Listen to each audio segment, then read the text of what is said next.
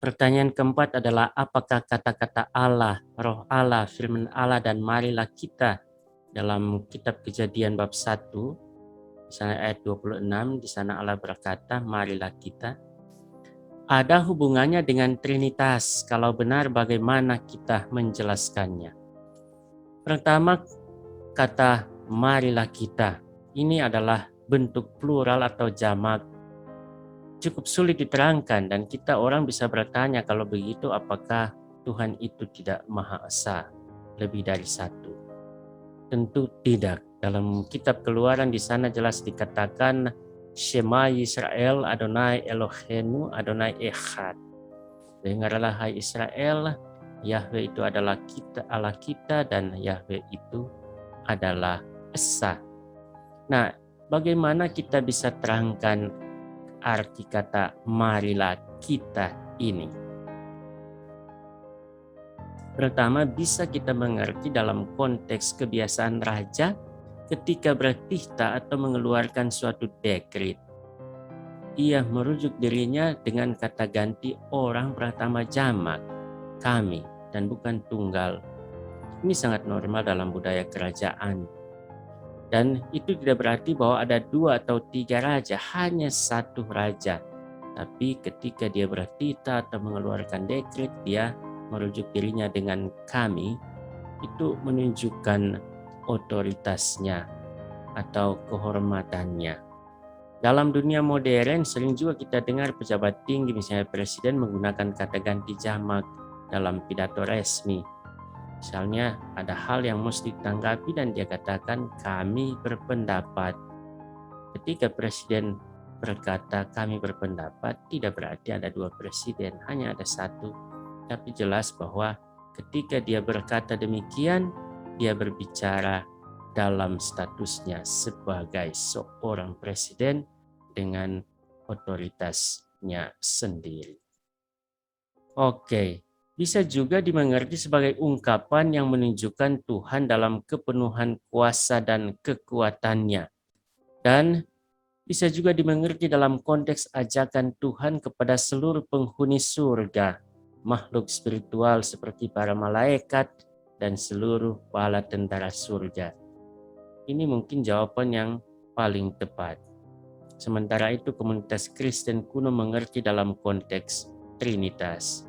Ini satu hal yang baru setelah peristiwa turunnya Roh Kudus. Oke, nah Allah, Roh Allah, dan firman Allah. Kehadiran atau dalam bahasa filsafat, eksistensi Trinitas sebenarnya sudah jelas dalam lembaran pertama kitab suci kita. Kejadian 1 ayat 1 sampai 3. Pada mulanya Allah Elohim menciptakan langit dan bumi. Bumi belum berbentuk dan kosong, gelap gulita menutupi samudera raya, dan roh Allah melayang-layang di atas permukaan air. Berfirmanlah Allah, jadilah terang, lalu terang itu jadi. Jadi ada Allah Elohim pencipta, ada rohnya, dan kemudian dia berkata-kata, dia berfirman. Ada firman di sana. Ini sudah jelas dalam kitab Kejadian. Meskipun demikian, gagasan Trinitas sebagai 3 pribadi yang berbeda, tetapi satu substansi atau hakikat belumlah jelas dalam teks ini, atau bahkan dalam keseluruhan perjanjian lama. Pemahaman Trinitas seperti yang kita imani sekarang ini terbentuk setelah kedatangan Kristus sebagai sabda yang menjelma dan peristiwa turunnya Roh Kudus atas para rasul pada peristiwa Pentakosta. Bagaimana kita mengerti Trinitas ini? Injil Yohanes itu menolong kita. Tidak diragukan bahwa awal Injil Yohanes berkaitan dengan Kejadian 1. Yohanes 1 ayat 1 sampai 4 dan ayat 14 berbunyi seperti ini. Pada mulanya adalah firman, firman itu bersama-sama dengan Allah, dan firman itu adalah Allah. Dia pada mulanya bersama-sama dengan Allah. Segala sesuatu dijadikan oleh Dia, dan tanpa Dia tidak ada sesuatu pun yang telah dijadikan dari segala yang telah dijadikan. Dalam Dia ada hidup, dan hidup itu adalah terang manusia. Firman itu telah menjadi manusia dan diam di antara kita. Dan kita telah melihat kemuliaannya, yaitu kemuliaan yang diberikan kepadanya sebagai anak tunggal Bapa, penuh kasih karunia dan kebenaran. Jadi hubungannya sangat jelas. Misalnya kita lihat kata pertama, pada mulanya. Kata ini mengingatkan kita pada kata pertama dari kitab Kejadian, Bereshit, pada mulanya. Bereshit bara Elohim et hasamayim ve et haaretz. Pada mulanya Allah menciptakan langit dan bumi. Dan dia bersabda, dia berfirman ketika mencipta bersama-sama dengan Allah. Lalu kemudian dalam kitab Kejadian Allah menciptakan dengan bersabda, jadilah terang, lalu terang itu jadi. Dan Yohanes menegaskan, segala sesuatu dijadikan oleh Dia. Dan kemudian Injil Yohanes membuka rahasia Trinitas ini lebih jauh. Firman itu telah menjadi manusia dan diam di antara kita.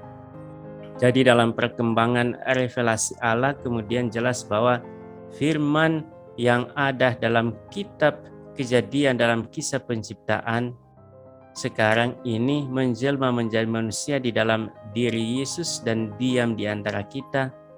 Dia tampil sebagai seorang pribadi ilahi.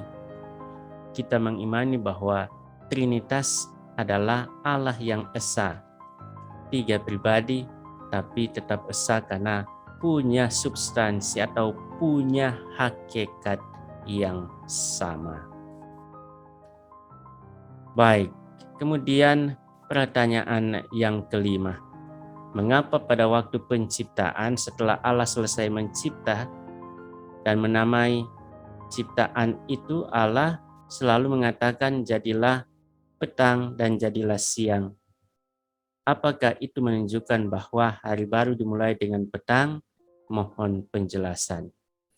Jadi dalam tradisi Yahudi, tradisi rabbinik, awal dan akhir dari hari dihitung dari petang hingga petang berikutnya. Tetapi perhitungan itu sulit diterapkan dalam teks kisah penciptaan ini.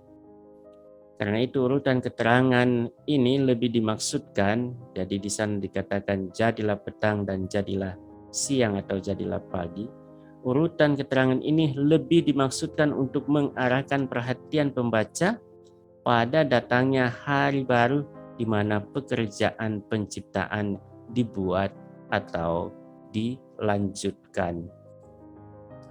Oke, saya kira itu bukan satu hal yang sulit. Kemudian ada satu poin yang saya kira bagus kita tegaskan, soal menamai. Jadi Allah menamai ciptaannya itu. Dalam tradisi Yahudi dan Timur Dekat kuno, nama menjelaskan keberadaan seseorang atau sesuatu secara penuh. Ini perhatikan dengan baik. Makanya upacara pemberian nama pada bayi itu sangat penting. Sebab kalau dia tidak punya nama, ia tidak dianggap apa-apa. Jadi ketika Allah menamai apa yang diciptakannya, itu berarti makhluk atau benda ciptaan itu memang sungguh-sungguh ada dalam kepenuhan dirinya sebagai ciptaan. Nama juga bisa dalam tradisi Yahudi bisa melambangkan otoritas dan kuasa. Jadi ketika Allah menamai ciptaannya, di sana ditegaskan bahwa Allah berkuasa atas ciptaannya.